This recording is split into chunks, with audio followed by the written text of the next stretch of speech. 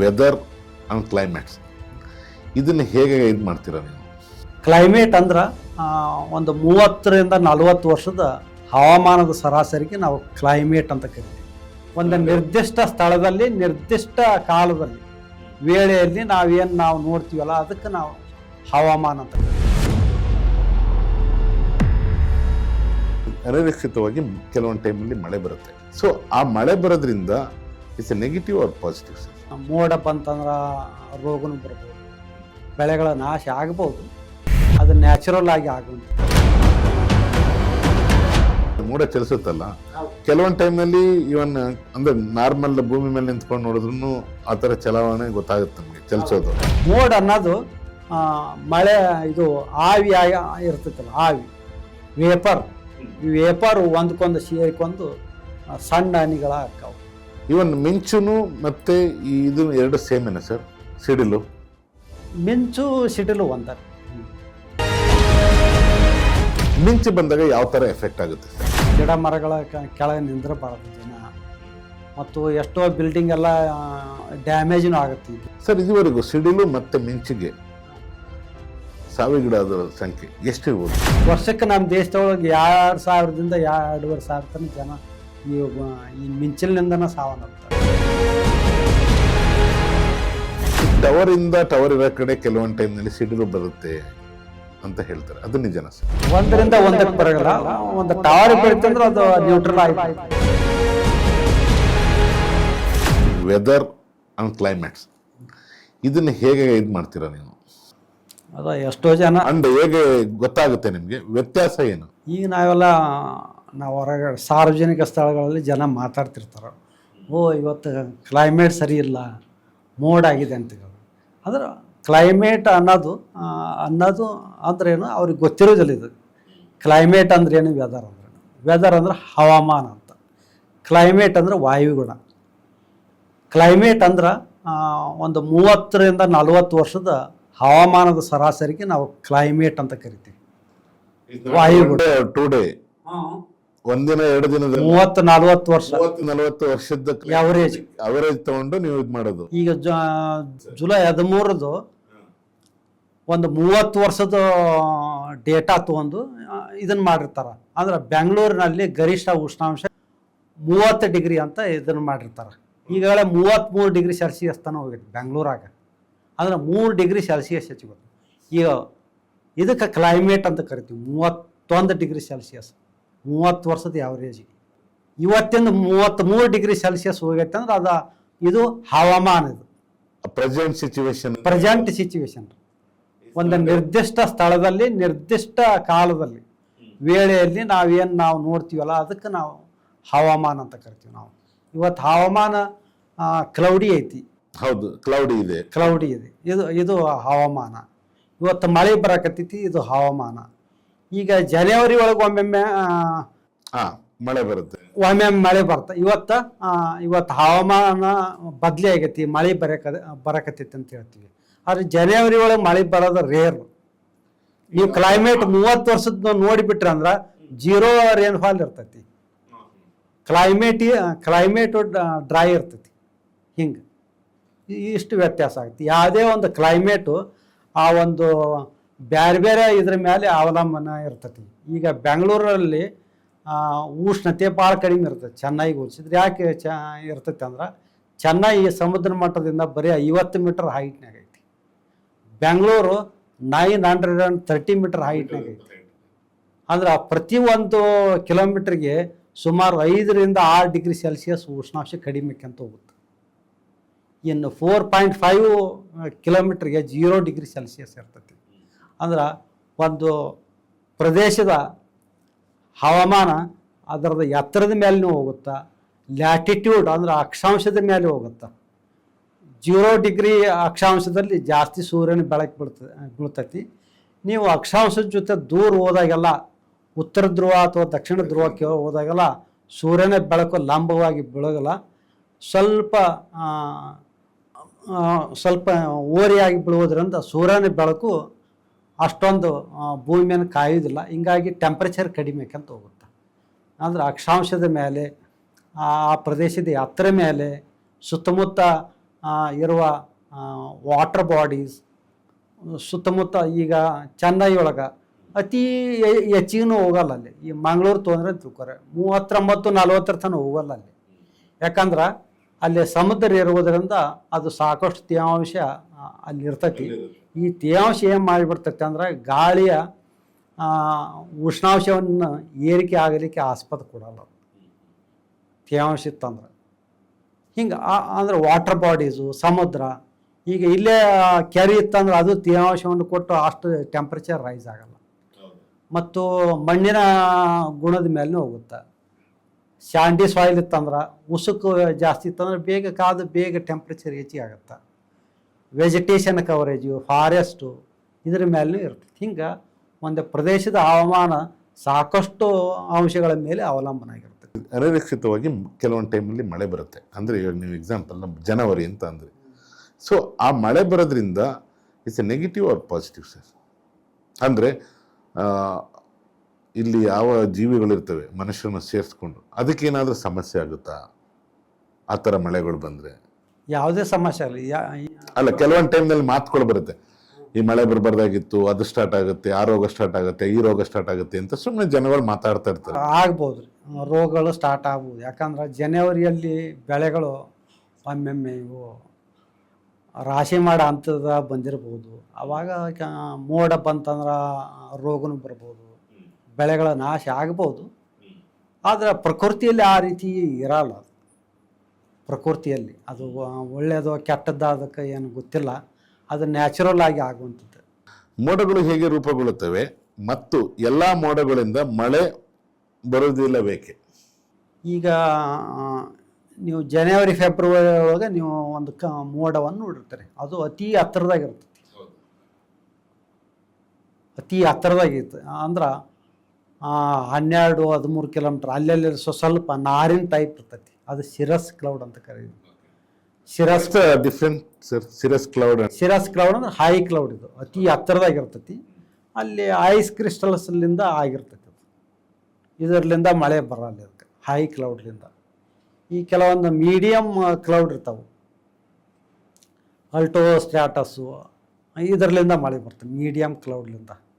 ಇವು ಸುಮಾರು 2-6-7 kilometre height ತನಕ ಇರ್ತಾವೆ. 6ಕ್ಕಿಂತ ಹೆಚ್ಚಿಗೆ ಇತ್ತಂದ್ರೆ ಅದು ಹೈ ಕ್ಲೌಡು. 6ರಿಂದ 7-8 ಕಿಲೋಮೀಟ್ರ್ ಮೀಡಿಯಮ್ ಕ್ಲೌಡು. ಮೀಡಿಯಮ್ ಕ್ಲೌಡ್ಲಿಂದ ಮಳೆ ಬರ್ತೈತಿ. 2 ಕಿಲೋಮೀಟ್ರ್ಕಿಂತ ಕಡಿಮೆ ಇತ್ತಂದ್ರೆ ಸ್ಟ್ರಾಟಸ್ ಕ್ಲೌಡು. ಈ ಮನ್ಸೂನ್ಯಾಗ ನೋಡಿರ್ಬೋದು ನೀವು, ನಂದಿ ಬೆಟ್ಟದ ನಿಂತಂದ್ರೆ ಮೋಡ ಚಲಿಸ್ತಿರ್ತೈತಿ, ಅದು ಸ್ಟ್ರಾಟಸ್ ಕ್ಲೌಡ್. ಮನ್ಸೂನ್ಯಾಗ ಬರ್ತೈತಿ, ಅದರಲ್ಲಿಂದ ಮಳೆ ಬರ್ತೈತಿ. ಅದ್ರ ಹೈಟ್ ಭಾಳ ಇರೋದೇ ಇಲ್ಲ, ಅದು 300-200-300 ಮೀಟರ್ನಾಗ ಇರ್ತೈತಿ ಅದು. ಸೊ ಈ ಮೋಡ ಚಲಿಸುತ್ತಲ್ಲ, ಕೆಲವೊಂದು ಟೈಮ್ನಲ್ಲಿ ಇವನ್ ಅಂದ್ರೆ ನಾರ್ಮಲ್ ಭೂಮಿ ಮೇಲೆ ನಿಂತ್ಕೊಂಡು ನೋಡಿದ್ರು ಆ ಥರ ಚಲಾವಣೆ ಗೊತ್ತಾಗುತ್ತೆ ನಮಗೆ, ಚಲಿಸೋದು. ಕೆಲವೊಂದು ಟೈಮ್ನಲ್ಲಿ ನೀವು ಹೇಳಿದ್ರಿ ಬೆಟ್ಟ ಗುಡ್ಡಗಳಿಗೆ ಹೋದಾಗ ಅದು ತುಂಬ ಹತ್ತಿರದಿಂದ ಕಾಣುತ್ತೆ. ಇಂದ ಮೀನ್ ಎಲ್ಲ ಫ್ಲೈಟಲ್ಲಿ ನೀವು ಫ್ಲೈ ಮಾಡ್ಬೇಕಂದ್ರೆ ಅದು ತುಂಬ ಹತ್ತಿರದಲ್ಲೇ ಇದೀವಿ ಅನ್ಸುತ್ತೆ, ಬಟ್ ಪಕ್ಕದಲ್ಲೇ ಇರುತ್ತೆ ಅನ್ಸುತ್ತೆ. ಅದು ನಿಜವಾಗ್ಲೂ ಪಕ್ಕದಲ್ಲೇ ಇರುತ್ತಾ ಅದು, ಅಥವಾ ಅಲ್ಲೂ ಡಿಸ್ಟೆನ್ಸ್ ಇರುತ್ತಾ? ಇಲ್ಲ, ಪಕ್ಕದಾಗೆ ಇರ್ತೈತಿ.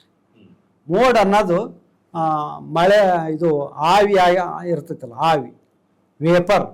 ಈ ವೇಪರ್ ಒಂದಕ್ಕೊಂದು ಸೇರಿಕೊಂಡು ಸಣ್ಣ ಹನಿಗಳ ಆಕ್ಕಾವು. ಸಣ್ಣ ಹನಿಗಳು ಏನು ಮಾಡ್ತಾವು, ಕಣ್ಣಿಗೆ ಕಾಣಕತ್ತಾವು. ಅವಾಗ ಇದು ಮೋಡದ ಗತೆ ಕಾಣುತ್ತೆ. ಇಲ್ಲಕ್ಕಂದ್ರೆ ಬರೇ ವಾಟರ್ ವೇಪರ್ ಇತ್ತಂದ್ರೆ ನಮ್ಮ ಕಣ್ಣಿಗೆ ಕಾಣಲ್ಲ ಅದು. ಇದು ಸ್ವಲ್ಪ ಸಣ್ಣ ಹನಿಗಳಾದ್ಮೇಲೆ ಬೆಳಕಿನ ಕಿರಣಗಳು ಚದರಿ ಹೋಗ್ತಾವು, ಇದರಿಂದ ನಮ್ಮ ಕಣ್ಣಿಗೆ ಕಾಣುತ್ತೆ. ಈಗ ಗುಡುಗು ಮಿಂಚು, ಅವುಗಳಿಂದ ಅಪಾಯಕಾರಿ ಏನಾಗುತ್ತೆ? ಇದು ಗುಡುಗು ಮಿಂಚಲಿಂದ ಅತಿ ಅಪಾಯಕಾರಿ ಐತಿ. ಈ ಗುಡುಗು ಮಿಂಚುಗಳು ಸಾಮಾನ್ಯವಾಗಿ ಏಪ್ರಿಲ್-ಮೇ ತಿಂಗಳಲ್ಲಿ ಜಾಸ್ತಿ ಇರ್ತೈತಿ. ಉಳಿದು ಎಲ್ಲ ಇಡೀ ವರ್ಷನೂ ಗುಡುಗು ಮಿಂಚು ಇರ್ತೈತಿ. ಅದು ಈ ಗುಡುಗಳ ಮಿಂಚು ಬೇಸ್ ಇದ್ರದ ಭೂಮಿಯಿಂದ ಮೇಲೆ ಎತ್ತರ ಅಂದ್ರೆ 900 ಮೀಟರ್ ದಿಂದ ಹಿಡಿದು ಸುಮಾರು 15 ಕಿಲೋಮೀಟ್ರು 18 ಕಿಲೋಮೀಟ್ರ್ ತನಕ ಎತ್ತರ ಬೆಳೀತೈತಿ. ಇದು ಇಷ್ಟೊಂದು ದಾಪ್ ಇರ್ತೈತಿ. ಇದು ಜಾಸ್ತಿ ಲ್ಯಾಂಡ್ ಹೀಟಿಂಗ್ ಆಗಿರೋದ್ರಿಂದ, ಭೂಮಿ ಜಾಸ್ತಿ ಕಾಯೋದ್ರಿಂದ ಉಷ್ಣಾಂಶ ಜಾಸ್ತಿ ಹೆಚ್ಚಿಗೆ ಆದಾಗ, ಮತ್ತು ತೇವಾಂಶ ವಾಟರ್ ವೇಪರ್ ಜಾಸ್ತಿ ಇದ್ದಾಗ, ಮತ್ತು ಕೆಲವೊಮ್ಮೆ ಟ್ರಿಗರಿಂಗ್ ಮೆಕ್ಯಾನಿಸಮ್ ಇರ್ತೈತಿ. ಇದನ್ನು ಲಿಫ್ಟ್ ಆಗ್ಬೇಕು. ಇದು ಮಾಯ್ಶ್ಚರ್ ಆ ಒಂದು ಮೆಕ್ಯಾನಿಸಮ್ ಇದ್ದಾಗ ಈ ಒಂದು ಮೋಡಗಳು ಬೆಳಿತಾವೆ. ಇದಕ್ಕೆ ಕ್ಯುಮ್ಲೋ ನಿಂಬಸ್ ಕ್ಲೌಡ್ಸ್ ಅಂತ ಕರಿತೀವಿ ನಾವು. ಭಾಳ ವರ್ಟಿಕಲ್ ಭಾರಿ ಹೈಟ್ನಾಗ ಇರ್ತೈತಿ. ಇದು ಉದ್ದ ಆಗಲ್ಲ 10-20 ಕಿಲೋಮೀಟರ್ ಇರ್ತೈತಿ. ಇದು ಭಾಳ ಎತ್ತರದಲ್ಲಿ ಬೆಳೆದು ಫಸ್ಟ್ಗೆ ಗಾಳಿ ಮೇಲಿಂದ ಕೆಳಗಿಲಿಂದ ಮೇಲೆ ಚಲಿಸ್ತಿರ್ತೈತಿ. ಪುಷ್ ಹಾಕಿರ್ತೈತಿ. ಇದಕ್ಕೆ ಅಪ್ಡ್ರಾಫ್ಟ್ ಅಂತ ಕರಿತೀವಿ. ಇದು ಬಬಲ್ ಥರ ಬೆಳಿತೈತಿ. ಪೂರ ಬೆಳೆದ ಮೇಲೆ ಮಳೆ ಬರೋಕ್ಕೆ ಯಾವಾಗ ಆರಂಭ ಆಯಿತು ಆವಾಗ ಡೌನ್ ಡ್ರಾಫ್ಟ್ ಅಂತ ಬರ್ತೈತಿ. ಅದರಿಂದ ಬರೋ ಗಾಳೆಲ್ಲ ಜಾಸ್ತಿ, ಗಾಳಿಯ ವೇಗ ಭಾಳ ಜಾಸ್ತಿ ಇರ್ತೈತಿ. ಇದು ಗಿಡ ಮರ ಎಲ್ಲ ಬಿದ್ದು ಹೋಗಿಬಿಡ್ತಾವೆ. ಈಗೆಲ್ಲ ಬೆಂಗಳೂರು ಎಷ್ಟೋ ಪಾರ್ಕ್ನಲ್ಲಿ ಏಪ್ರಿಲ್ ಮೇ ತಿಂಗಳಲ್ಲಿ ಸಾಕಷ್ಟು ಗಿಡ ಮರಗಳು ವರ್ಷ ಬೀಳ್ತಿರ್ತಾವೆ. ಇದರಲ್ಲಿಂದ ಒಂದನೇದಂದ್ರೆ ಗಾಳಿ ಜಾಸ್ತಿ ಇರ್ತೈತಿ. ಇದರಿಂದ ಗುಡುಗು ಮಿಂಚು ಭಾಳ ಬರ್ತೈತಿ. ಈ ಗುಡುಗು ಮತ್ತು ಮಿಂಚು ಇದು ಭಾರಿ ಡೇಂಜರಸ್ ಇದು. ಗುಡುಗು ಮಿಂಚು ಬರೋದು, ಇದರದೊಳಗೆ ಒಮ್ಮೊಮ್ಮೆ ಆಣಿಕಲ್ಲು ಬೀಳ್ಬೋದು. ಇದು ವಿಮಾನಗಳ ಹಾರಾಟಕ್ಕೆ ಭಾರಿ ಡೇಂಜರಸ್ ಇದು. ಈ ಸಿಡಿಲು ಬರುತ್ತಲ್ಲ, ಸಿಡಿಲಿನಿಂದ ಸತ್ತ ಜನಗಳು, ಸಿಡಿಲಿನಿಂದ ಸತ್ತ ಹಸುಗಳು ಇದಿರುತ್ತಲ್ಲ ಸರ್. ಈ ಸಿಡಿಲು ಅಂದ್ರೇನು? ಸಿಡಿಲು ಯಾವ ರೂಪದಲ್ಲಿರುತ್ತೆ ಸರ್? ಯಾಕೆಂದ್ರೆ ಅದು ಒಂಥರ ಬೆಂಕಿ ಚೆಂಡ್ತಾರ ಅಂತ ಹೇಳ್ತಾರೆ. ಅಂದ್ರೆ ಪ್ರಾಕ್ಟಿಕಲ್ ಆಗಿ ಇಲ್ಲಿ ಏನು ಅಂದ್ರೆ ಈ ಗೂಗಲ್ ಸರ್ಚ್ ಮಾಡೋದಾಗ್ಲಿ ಅಥವಾ ಬೇರೆ ಎಲ್ಲಾದರೂ ಬಂದಿರೋದು ಮಾತ್ರ ನಾವು ನೋಡಿ ಕೇಳ್ತಾ ಇರೋದು, ಅದಕ್ಕೆ ನಮಗೆ ಗೊತ್ತಿಲ್ಲ.